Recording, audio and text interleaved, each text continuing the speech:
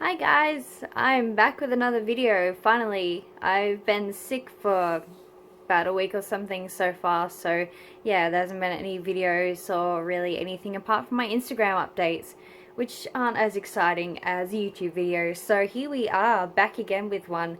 Awesome. This video, as you can probably tell by the title, is going to be all about the do nots of home piercing, which for me is a very important topic because obviously I have piercings. So this is just my personal opinion of what shouldn't be done. I am not a professional piercer. I've had some training in it, but it wasn't completed because there was issues there, but that's another story for another day.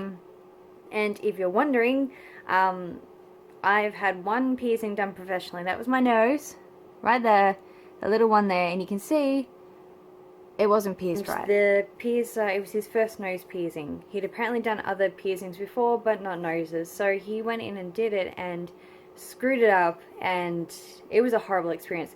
So I haven't gone back. So instead, it's either me or my boyfriend who does my piercings now because I don't trust anyone else. So yeah, I did my bridge and my boyfriend did my Medusa and my snake bites. Anyway, let's get into this video. This is obviously a video full of the things that have concerned me. I want to see sewing needles and safety pins and all that sort of insane stuff.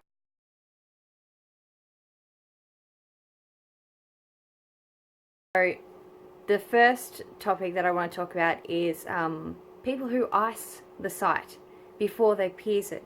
When they, stick some ice in their ear so they can make it all cold and numb because they're like, oh, it numbs the pain, so that's a good thing. No. No professional piercer will ever tell you to put ice on the site. But anyway, if you put ice on the site, what it does is it stops blood flow. This is why it goes numb. This means that your ear hardens, which means there's more trauma when pushing the needle or whatever you choose to put through your skin, and it means that there's so much more trauma. So, which just means that afterwards there's more swelling, there's a higher chance of rejection rate, there's more chance of infection. The blood isn't there to immediately start trying to heal the site. When you put ice on it, your brain doesn't recognize the pain, but recognizes something foreign in your body part, which isn't a good sign for the brain because immediately your brain recognizes it as something to reject, so something to push out straight away. This is before you've even had a chance to put the jewelry in.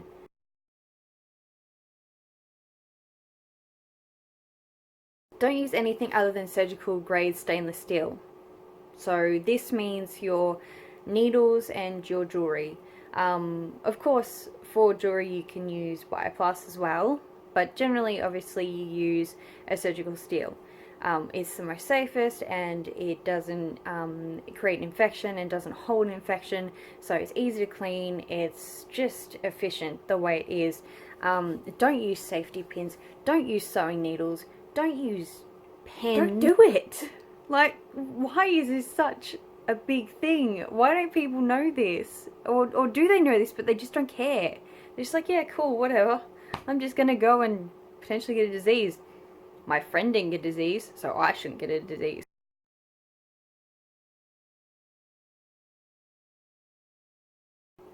Piercing guns. You know what the chemists use to pierce your ear? And what some professionals use to pierce other places of your body? Right, because piercing guns shove a blunt object through your skin. It's not sharp, it doesn't cut out a nice little neat hole. It is just a horrible way to do it. The trauma that it creates, it's incredible and disgusting. And just use a needle. Just needles work. Piercing needles.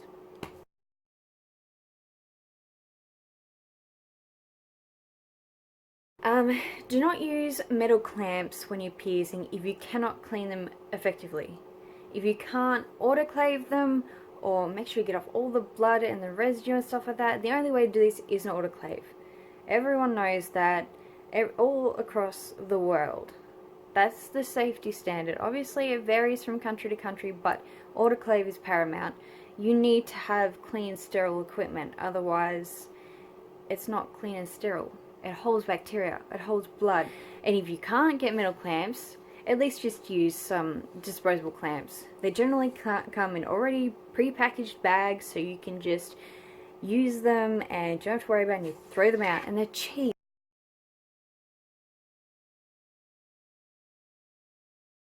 4. Needles are single use. I cannot stress this enough. You use a needle once, then you dispose of it properly.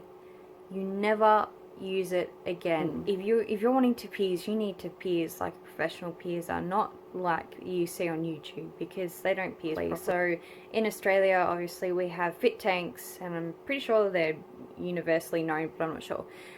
But you can just get them from a health supply shop or a medical supply shop.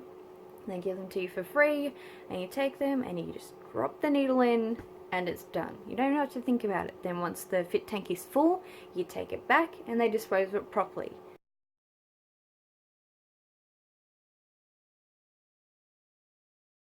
Do not remove piercing needle to put the jewelry in. I don't know why I see this. This is ridiculous. I mean, oh my goodness. You pierce the side with the needle, then there's a hollow edge.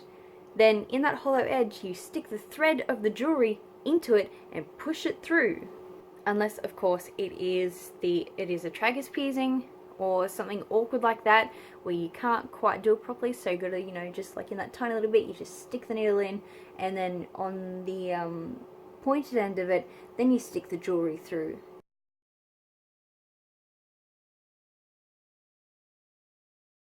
Is do not skip the sterilization process.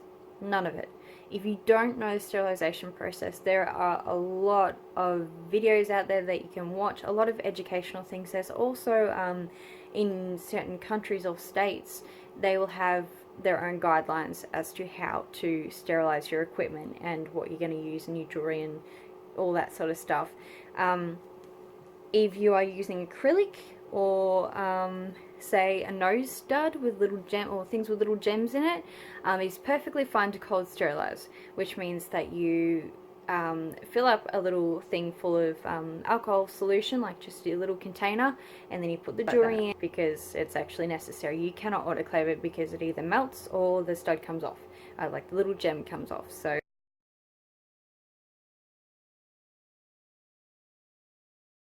number 7.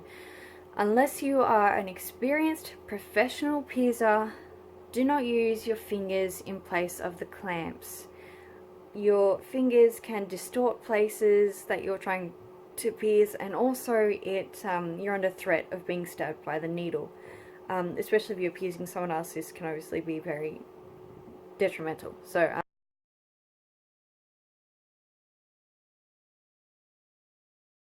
is do not use a random texture or eyeliner or anything like that to mark the area. Just don't, because do you know how many germs are in that, and all the chemicals that are in the markers and special piercing pens that you can use that are cheap, and if you keep them clean, say like, for example, if you clean the site with an alcohol wipe, and then you draw the dot on with the clean pen or, the clean texture that you use that is professional piercing. Clean area, it's clean, the text is clean, so you just put the lid back on. Obviously your hands are sterilized. So obvious, and to me it is very obvious, obviously, because I want to make sure that everything I do is sanitary and clean, and I don't want to give myself an infection, so I make sure that it's sterile.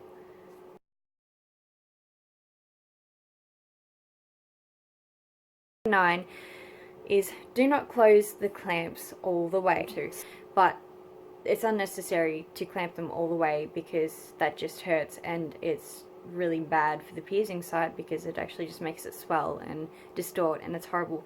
So the thing that obviously that piercers generally do is actually they will get rubber bands and they will stick it around the obviously they're shaped like scissors, so they go like that.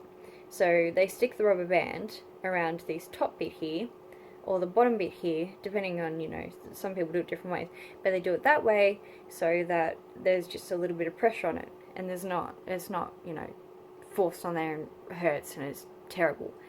And generally what I've seen is actually the piercer will test it on their pinky. They'll just, like stick it against their pinky and just see how tight it is. And if it hurts their pinky, it's going to hurt someone's face or body part. So just keep that in mind. It's, a great way to do it. And only wrap the rubber band around a few times. And then if you need to do more, obviously you wrap it around a few more times.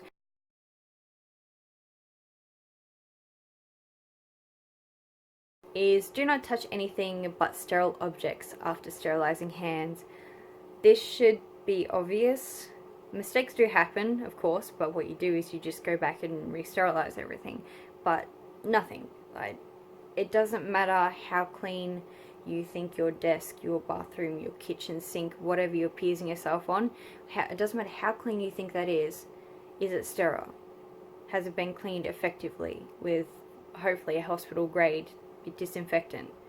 And if it hasn't, then it is not sterile, and it's not safe to put things on, and it's not safe to then put things through your skin with them. So just be wary, because everything holds bacteria and it can be fatal. You can die from a piercing that's gone wrong if you don't do it right.